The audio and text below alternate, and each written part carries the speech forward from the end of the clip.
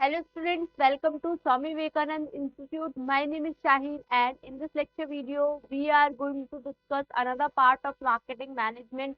और इससे previously marketing management में हम लोगों ने डिटेल में पूरे सिलेबस के पॉइंट्स को कवर किया है और इसी सीरीज को आगे कंटिन्यू करते हुए लास्ट क्लास में हम लोगों ने प्रमोशन डिसीजंस के बारे में पढ़ा था और आज उसका ही एक टॉपिक एडवर्टाइजिंग को ब्रॉड लेवल पे डिस्कस करेंगे। तो व्हाट इज एडवर्टाइजिंग, आप लोगों से पूछूंगी ये क्वेश्चन क्योंकि एडवर्टाइजिंग हम लोग डिस्कस कर चुके। तो एडवर्टाइजिंग कौन से टॉपिक होते हैं जिसमें हम लार्ज लेवल पे मास मीडिया की बात करते हैं। ये एक पेड फॉर्म होती है और ये ट्रेडिशनल टाइम से चली आ रही है, बहुत ही पहले के टाइम पे, जहाँ पे न्यूज़पेपर के थ्रू, मीडिया के थ्रू, इंटरनेट के थ्रू लोगों को अपनी बात कम्युनिकेट की जाती है बड़े लेवल पे, मॉडल्स के थ्रू और भी डिफरेंट टाइप से।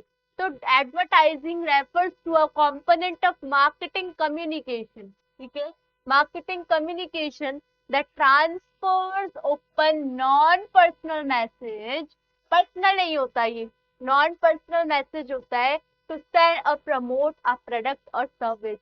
प्रोडक्ट और सर्विस को बेचने के लिए क्या करेंगे, एक ओपन मैसेज जो कि पर्सनल नहीं है, लोगों तक पहुंचाया जा रहा है to wide audience. It is a huge benefit, बहुत सारे फायदे होते हैं अगर सही तरीके से की जाए। और सही तरीका क्या होता है, ये क्रिस्प होनी चाहिए, ये नॉन पर्सनल होनी चाहिए। क्या अभी पढ़ते हुए आए ना, ये क्रिस्प होनी चाहिए, ये नॉन पर्सनल होनी चाहिए, ये पेड फॉर्मेट में होनी चाहिए, ठीक है, पेड फॉर्म में होनी चाहिए। और क्या बताएंगे, ये एंटरटेनिंग होनी चाहिए।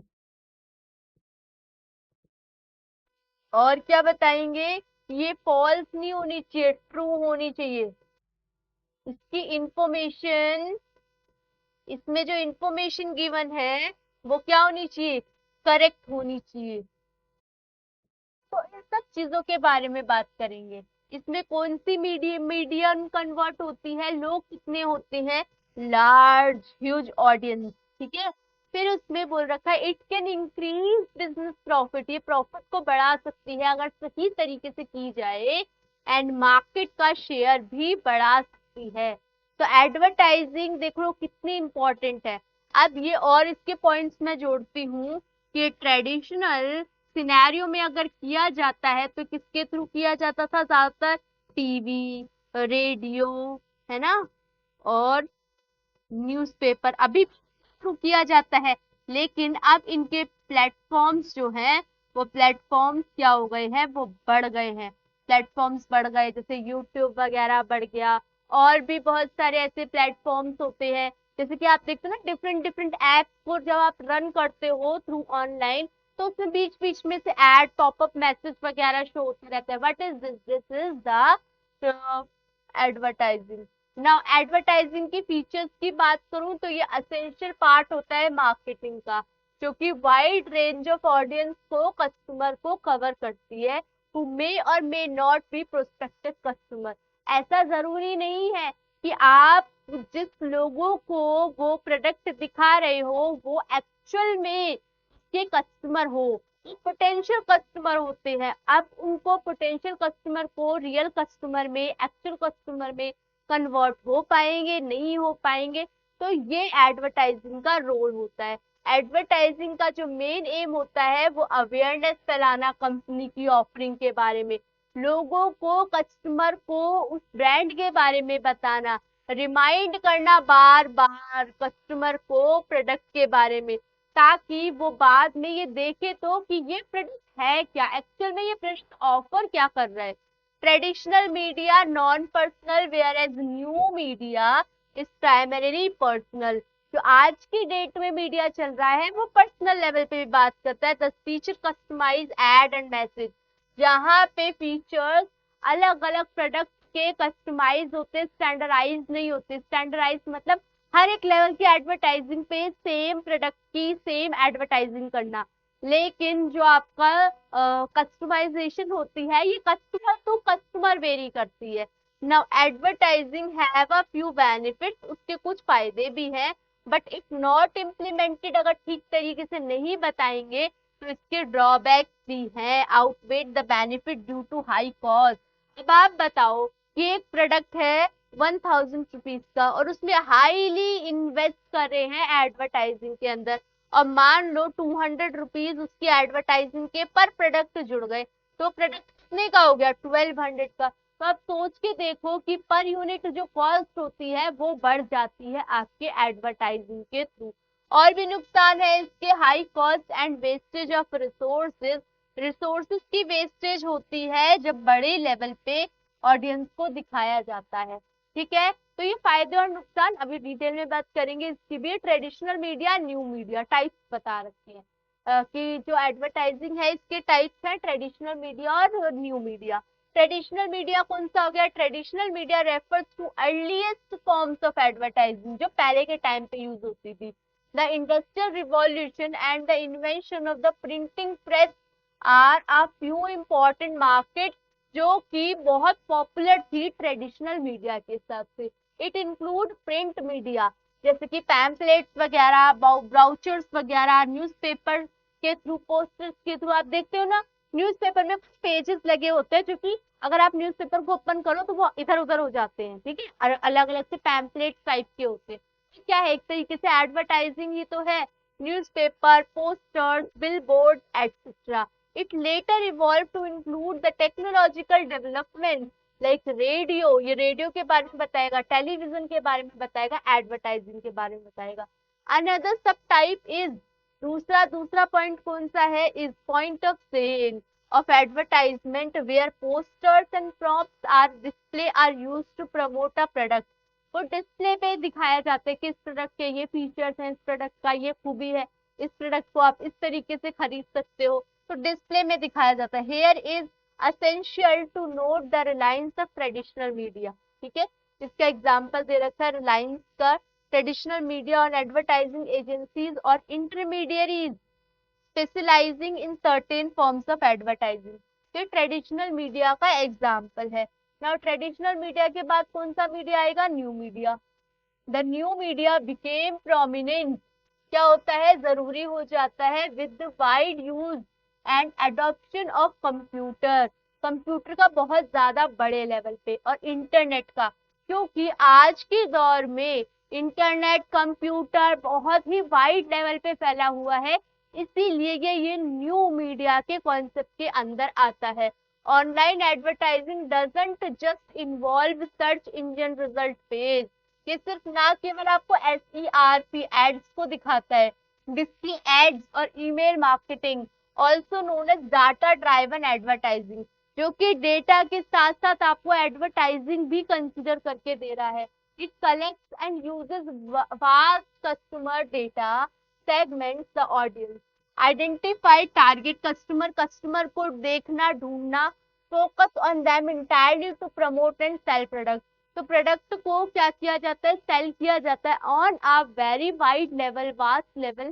तो उसको क्या बोला गया है? न्यू मीडिया, जो कि बेसिकली कंप्यूटर और इंटरनेट के बेसिस पे है। The many search engine and social media matrix evaluate data and understand customer interest and likes.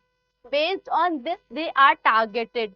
New media ज्यादा पर्सनलाइज्ड है, ज्यादा कस्टमाइज्ड है लोगों को अट्रैक्ट करने में, क्योंकि ये टेक्नोलॉजी का इस्तेमाल करती है, मशीन का इस्तेमाल करती है, आर्टिफिशियल इंटेलिजेंस का इस्तेमाल करती है, जिसकी वजह से as a result online media ज्यादा सक्सेसफुल है और इसका जो रिस्पॉन्स रेट है वो ज्यादा है as compare to the traditional media.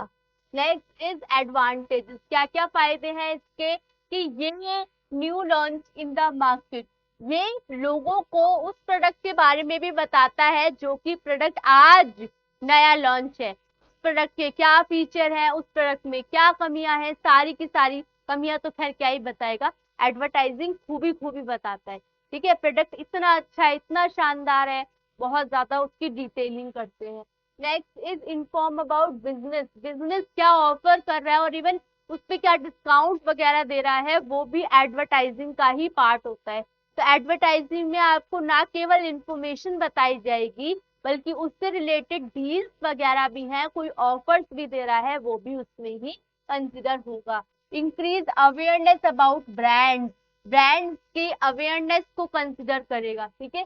Brand क्या क्या आपको दे रहे हैं, improve the reputation of company, company के ब्रांड इमेज को,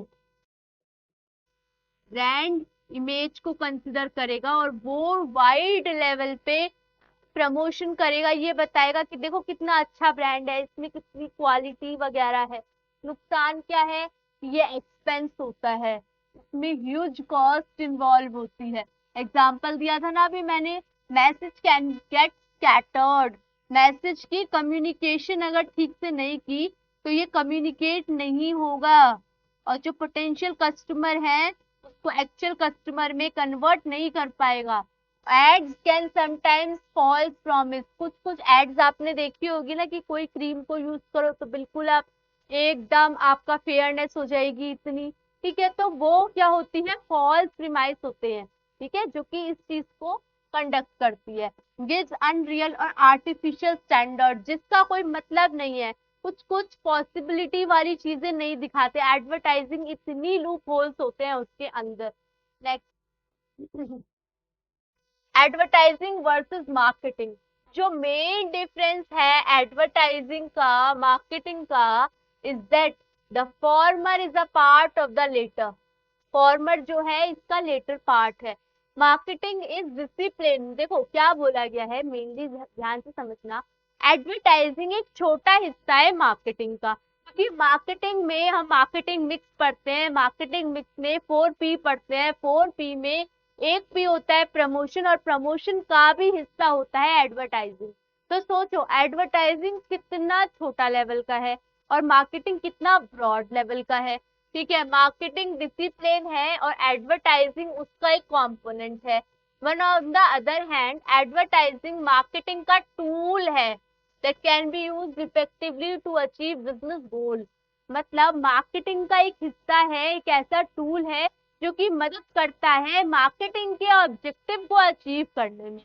next is marketing involve identifying and understanding the needs of the people, marketing मदद करता है, मार्केटिंग इन्वॉल्व करता है ढूंढना, आइडेंटिफाई करना और समझना, अंडरस्टैंड करना कि पीपल की, लोगों की क्या नीड्स है, लोगों की नीड्स को समझना और लोगों की नीड्स को फुलफिल करना। It aims to deliver value to customer, customer की वैल्यू को डिलीवर करना।